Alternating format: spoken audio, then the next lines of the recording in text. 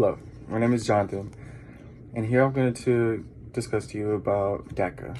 It's my persuasive. I've never really noticed how many people and family and friends live in fear on a day-to-day basis until about a couple years ago when a friend of mine and her family started getting scared and worried because of ICE.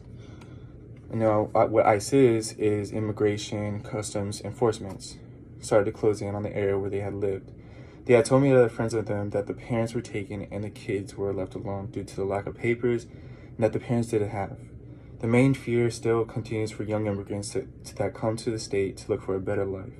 When I had seen things seem to come on edge, I had soon had the same feeling of fear for myself and for my family.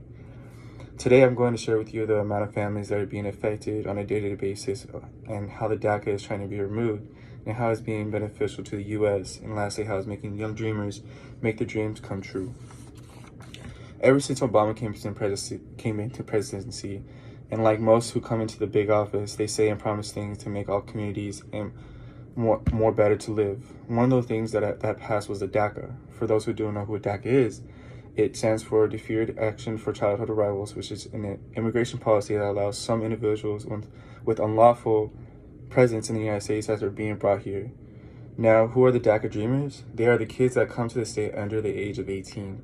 According to Alan Gomez in the article, Who Are the DACA Dreamers and How Many Are There, published on February 13th in 2018, it is said that after passing security background checks and providing that they were either in school, employed, serving in the military, DACA recipients were guaranteed work permits and a 2-year reprieve from deportation that could be renewed.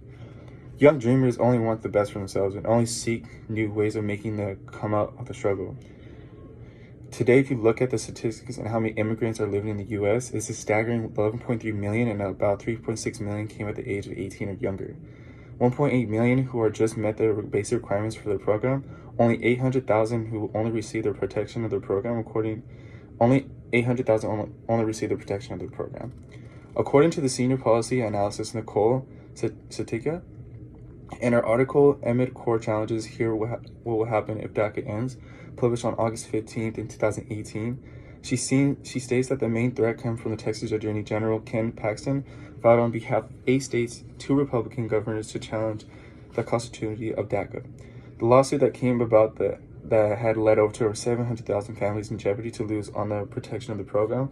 Why stop a program that gives young minds to make a change for themselves for the better good? Instead of spending so much money on trying to ban the program and putting so many lives in jeopardy, let's look at the growth of what DACA could bring to us, just alone by making it eligible for workers on a path to legal status, and annually bring about $22.7 billion to the gross domestic product, and in the long term, over a period of 10 years, it will bring a staggering of $281 billion, which is a good little dent to the amount of debt that we already owe ourselves. With the starting point of DACA, beneficiaries have been able to get better paying jobs, which in long term, I like to use a butterfly effect, because with those better paying jobs, it means more tax revenue and greater economic benefits for states and the nation as a whole. Now, exploring the demand for the program to further already looking at the statistics, already 495,000 would already be accounted for that are in high school, and about 1.5 million who are but because they are at the ages younger than 14 or who don't have a high school diploma or GED. The question comes out again, what would happen if the entire DREAM Act population came into eligibility? Now, according to Francis Ortega in the article, The Economic Benefits of Passing the DREAM Act, published on September 18 in 2017, he states that according to MPI estimates that the number of eligible individuals could be as many as 3.24 million, which is a group of 42% larger than 1.9 million employed individuals who have focused on in the study. Currently, what the statistics show in 2019, the 5th anniversary that DACA has made it just a little more better on the earning side in education. Over 96% of the respondents are enrolled in school or have a job. The stakes are high every time the subject comes up with the Supreme Court, that there is always a hearing whether a family is capable of feeling safe. Currently, according to Tom K. Wong in his research of the DACA, about 58% move to a job with better pay. 53% have the move to a job that better suited to their education and training. 53% have jobs with health insurance along with other benefits. With these opportunities being open within the past 5 years, about 6% of other recipients have been able to open up their own business. With those businesses helping the employment rate go down, the earnings have made it more better for them as well.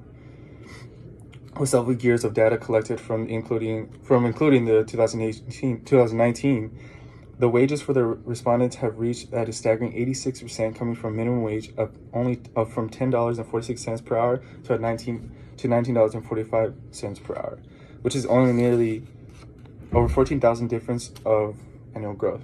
The numbers are only getting higher with sort of hard working. Now that the family has been independent and pretty much what everyone seeks for, as it gives us the tools to create a life for feeling accomplished, being a provider, retiring the ones that we love, and lastly, the plan for being retired. 79% of the respondents have relied back that they have been able to be more independent due to the opportunities that they can access, be more independent and being sheltered and capable of transportation. Over 14% are able to purchase a home, and over 60% are able to purchase a car. Now, in conclusion, I informed you about those battles the families, individuals, young or older, that they were able to go through just to make a life living for themselves. Since we hold the famous quote of the land of the opportunities, that why don't we just give to whoever comes to you as the chance to make this something to themselves, and very possible open doors, many more doors for others in need of work. Now, I found this site called Disciples Homes Mission, tells a story about dreamers, what path they took to get to where they are now. A gentleman known as Ernesto de la Rosa has said, in high school, I didn't have papers and couldn't get a job, but as long as I had a chance for education, I thought I should get all the skills I possibly could. Thank you.